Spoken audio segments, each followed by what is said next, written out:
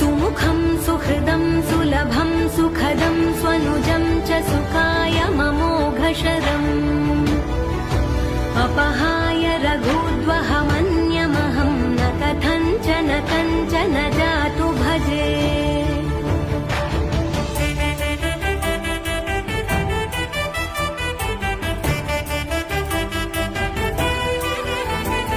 विना वेङ्कटेशं ननाथो ननाथः सदा वेङ्कटेशं स्मरामि स्मरामि। हरे वेङ्कटेश प्रसीद प्रसीद प्रियं वेङ्कटेश प्रयच्छ प्रयच्छ।